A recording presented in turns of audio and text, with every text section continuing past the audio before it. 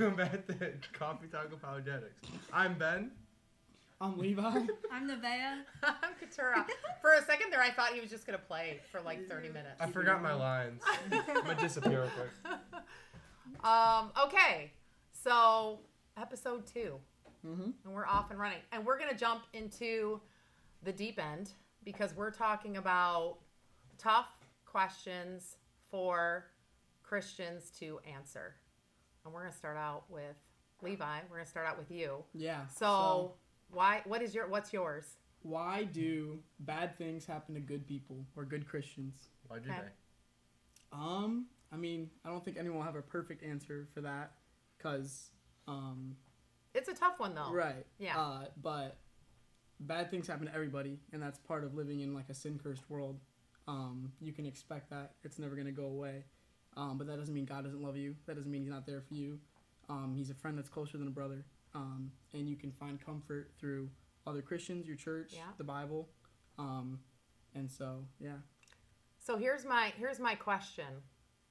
So I think I'm pretty sure it was Frank Turek, and I think it was when in his series on and he had this analogy on baseball. So I love analogies. Mm-hmm. So we had this analogy on baseball and about you have to have rules. Someone outside of the players has to make the rules.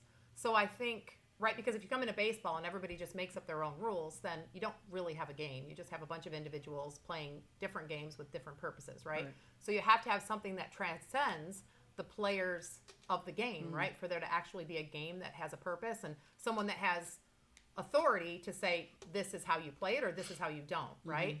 So here's my question for you, Levi, since this was is how do you define outside of Christianity, how would you define good? Yeah, so like the world standard of good, I think that every different worldview has a different like good. Right. And so we were learning the other day in school about Eastern pantheistic monism. Wow. And Okay. It was Say it all one more confusing. time. They had a bunch of crazy views, and they were like, good is just up to you. And so every worldview has their different moral, ethical stance. Right. And so there's no like overall overarching good. It's Which comes back to that question of what makes the difference between, again, I think this is a Frank Turek in that same kind of series. He was talking about what makes the difference between Mother Teresa and Hitler. Mm-hmm. Because they both thought that they were doing things that were good, right? So why are they different? Ooh, are like... It's me. It's me. back. I'm secretly doing it. So yeah, so I think that comes down to it because like if you really got into that, like why is Mother Teresa's good? Why do we think that that's better than say Hitler's version of good? Your conscience. Like, from our point of view, our worldview, we would say God created us all and He created us with a conscience, and that you're never going to get rid of your conscience. And Okay. so I feel like the general population is like, wow, like killing millions of people, like that's so wrong. And that's just built into you. Right. And so, yeah. But if you take it a step back beyond that, so where does conscience come from? Where does your conscience come from? I know what we think, right? You'd say that has to go back to God. Right. That God is the source of that. But if not God, I guess that's the question that I kind of want to ask is, if not God, then Whatever you believe. right? Yeah. And how do you wrap your head around? Yeah, it's Like how hard. would you wrap your head around that? It's a little crazy. Because then it's just everybody. It's like the it would be like the wild west of the world because then nobody has an actual standard of good. It's just whatever's good for You. which that to me is like the scariest of Right. We actually thoughts. talked about this at Gen City too. We were saying how I wish I had my notebook. We were saying that even the people that we deem like the worst people, they think they had good intentions. Right. Yeah, they thought what they were doing is good. So I think it becomes a very messy line of what is a good person and what is a bad person. And I think that actually goes into, because you have kind of an interesting one, Yeah. in that, like, how do you, so like if something bad happens to you, right? How do you get over kind of being, I guess, angry? Yeah. Would you put it that way? Angry Yeah. at God? Yeah. Like, how do you get over for that? So I have a question to pose to you with that one. So would you say you Me. are a good person? I don't think anybody's a good person. Okay, explain. Go deeper into that. I think we all like our standard of good of what like Levi was saying is that it's different for every person. Like what I think like is so good may not be different from your good, and I think we're all just our own people, and that like everyone has a different standard. And it goes back to what is that standard, Yeah. right? So where does that standard come from, and who makes that standard? And I actually got a verse about that. In Romans nice. 2:15 it says, "They show that the requirements of the law were written on their hearts. Their consciences also bear witness, and their thoughts sometimes accusing them, and at their times even defending them." So pretty much saying that morals and our laws and everything was written on our hearts from God, you know? Right. And that's how we know right from wrong. I mean, you can go into the middle of nowhere where people like in the middle of Africa where people don't even like are exposed to the outside world, right? Right. They will see the same exact morals that they have in America. Maybe not to the exact point, you know, because they're raised up in different cultures. But you're saying saying that because they're all made in the image of God, Yes. so they have a core We all have base, whether they know it or not. Yeah. Is kind of where you're going with it. Okay. Yeah, I get. I mean, I think that's what. But outside of that, so trying to put yourself into the perspective of outside of Christianity, can you even wrap your head around how somebody would make that justification? Like, how I don't even know where you would start with it, to be honest. Maybe like the law, written law. The like, law. If you follow the law, you're a good person. So then I think the challenge for that would come to, because I agree, I think some people say, well, if it's the law of the land, but at one point in the United States, slavery, right. I mean, I think that's a good example that people Yeah. can go to is, well, if you say that, then we all, you know, at one point in the United States, they said slavery was okay. Yeah, maybe 100 years from now, there's something that we're doing now that we're like, That's going to be, how on earth were we doing right, that? why were we doing that? So that, but again, it goes back to that. That's why I love that baseball analogy, because it has to be, I think how Frank Turek puts it too is rules come from who's, not its. Mm-hmm. So there has to be a who that transcends. That's a good word. Yeah. Transcends the game. Everyone can't be playing their own game. Right. Everybody can't. Otherwise, you're not actually playing a game. It's just like mass hysteria. So kind of going into, before we get into your question, going into that, like when you have that, because bad things do happen. Yeah. Like bad things do happen, and I would agree. I don't think that anybody could actually say that they're good, because we've all sinned, we all commit sins, we Yeah. all do things. But how do you get over that like anger, Yeah. where you feel like that anger, especially Yeah. like For if it's something yeah. deep? Yeah. I think a big thing is like instead of like blaming whatever that thing is or what that person did, I think you really have to like just like forgive them. Like, and it sounds so silly, like, oh, you forgive them, but you like I think you truly have to like accept and forgive, and like you have to come to a point where like you can't change anything that happened, but you can forgive that person still. And that doesn't, and I think a lot of people like get confused with like forgiveness and like justifying like what they did was okay. Yeah. Like you can still forgive somebody and like completely disagree with what they did, because at the end of the day, like we're all human, we all like make mistakes. And I think like that is so like cliche to say, but and it obviously doesn't happen right away, but I think once you get over the fact and you just like open yourself and open your heart to forgiveness and like have patience for what happened, I think that really changes like your outlook of like being angry for so long, and like just accepting of like what happened to you or like what did happen. I think it really like makes a difference and makes a change into your life. And also like instead of like being like mad at God, to like lean on to him and to learn more about him and have a relationship with him, I think just changes your life in the best way possible. Well, and I think that's such a good point too, because I think, you know, like one of the things that I've really tried to do, especially in the last couple years, is to look at like I try to find the purpose behind Yes. something that I'm going through to say, what can I learn from Right. this? And I think also saying, well, there's a difference between justice, mercy, and grace. That's good. So justice is getting like what you deserve. So, what you deserve sometimes is punishment. Sin, there's punishment there. Mercy is getting less than that punishment. So it's getting something that is less than the punishment that you deserve. And then grace, obviously for Christians, is getting something that you totally don't deserve. Right. Which, from the Christian perspective is, we deserved, the price of sin is death. And we receive redemption through Christ, who paid the price for us in that. So I think that that's another way that we, can look at it too.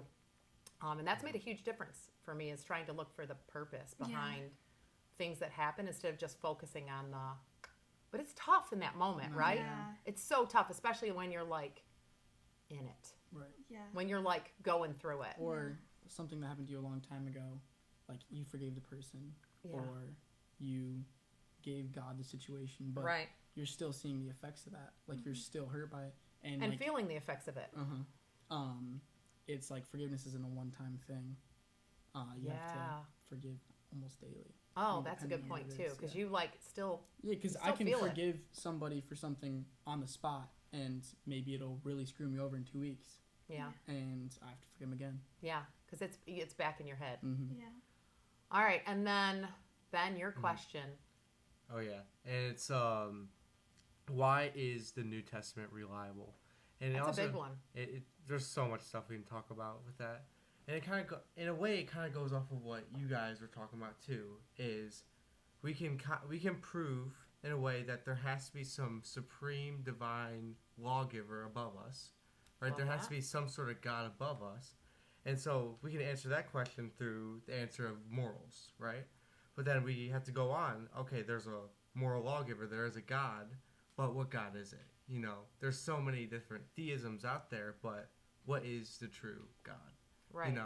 And then that's why when we go into the New Testament and we are trying to prove it as being reliable, that's why it's so important. We have to know why it's reliable. It goes into that 1 Peter 3:15. You Oh, have yeah. to be able to give an answer for the hope that is within you, Definitely. right? Oh yeah. And there's just so it would have to be a totally different episode to fully dive into everything that the New Testament offers, because Yeah. there's just so much, there's so many proofs into it, even outside sources that point right towards the Gospels. And well, first off, let's start off here. That the Gospels are historical writings, right? Yeah. They are the good news about Jesus Christ. The But we get life to of talk Jesus about Christ. like those things. Are you saying like Dead Sea Scrolls type of a proof, or is that kind of where you're? I'm just saying the Gospels in general. They are talking Right. about the life of Jesus Christ, and we know the life just from those. Yeah, Dead Sea Scrolls is more Old Testament. Yeah. But the Gospels point to Christ. I forget where I was going with that. Well, and then what about like the historical people that were actually involved, like yeah. like your apostles Yep. that And- were actual the eyewitness aspect of it, Mhm. like eyewitnesses. Yeah. And there's even verses in Corinthians where it says that there was 500 and even more people that saw Jesus Christ after he rose again. And when we just look at all this, you could not say that Jesus Christ was not a person. Even atheists believe that Jesus Christ was an actual person. Yeah. We look at even many atheist historians that are pointing to Jesus. They're like, this dude, he was legit. He was real. Yeah, And extra it's- biblical. You're yeah. talking like extra biblical. Oh, yeah. Like you have your historians outside of Christianity that talked about Mm-hmm. Jesus specifically and his relation to Pontius Pilate and Yeah. what happened and things like that. It's Yeah. impossible to say that Jesus Christ wasn't a real person. And that's why atheists often try to prove that he wasn't God. Because, Versus proving that he wasn't real. Yeah. because it's impossible. So I think and here's my question. So here's the question that I want to pose to you for that. So a powerful one for me is that eyewitness aspect of these were people that, like, I know people that would probably go to their death for the truth. like for the truth, right? But these were people that knew whether it was the truth or a lie because they actually lived with him. Yeah. They saw saw it, him yeah. come back, and they were around him for those days after he rose and came back. So these are people that went to their death, and they either had to know that it was true or a lie. I cannot wrap my head around the idea that someone would go to their death. I mean, Peter, didn't he want to be crucified upside down? Because he didn't want to die the same Because way he didn't Christ feel did. that he was worthy to die the same way that Christ did. So they crucified, which from what I've read is like a really, really painful Oh, yeah. way to sure. die. Not that crucifixion was any easier, Right. but to have that type of, you would think that to save themselves, what they had to do was deny. Right. Like, I can't, like, to me, that's powerful that you had every single one of these people that were willing to go to their death. Why would you do it if it wasn't for the truth? But if you knew that that was God, if you knew that he was God, well, now I can, now I can see you doing that. Because you know that there's something beyond. Yeah. Putting your This. fingers through the holes in his hands. That was what, Thomas, right? Yeah. Yeah. Oh, That's yeah. intense. Mhm. So eyewitnesses, I think extra biblical writers, people Yeah. that are outside of Christianity is a Just huge history. proof too. Yeah. Yeah, the history of it. And oftentimes people make arguments on the credibility of the actual Gospels.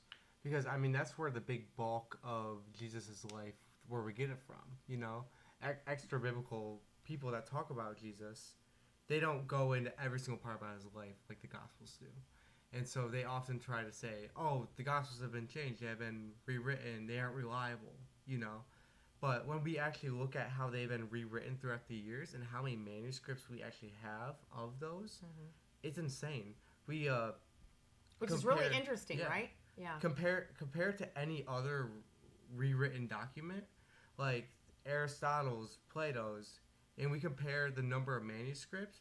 I can't give you an exact number, but say there's around only 10 of Plato's manuscripts, and then there's 5,000 Yeah. of the Gospels. Right. It's like, how can you say that the Gospels are not credible, but go And yet say you never Plato's are? question Aristotle Yeah. or Plato. You're like, oh, this is a great piece of history. Right. And we have 500 times. What the- Right. Yeah. And you don't get people that are like, well, I don't know if I believe that Aristotle really. Yeah, that's good too. So eyewitnesses, the extra biblical writers writing about it, and yeah, the fact that, like for me too, that when you brought up, because you brought up like 500, right? I think that's the number that's biblical, right? That they say over 500 people saw Jesus after Yeah, he it rose. says in Corinthians, Paul says that. So, like, how do you get 500 people to share in that? If it didn't happen, how do you get 500 people?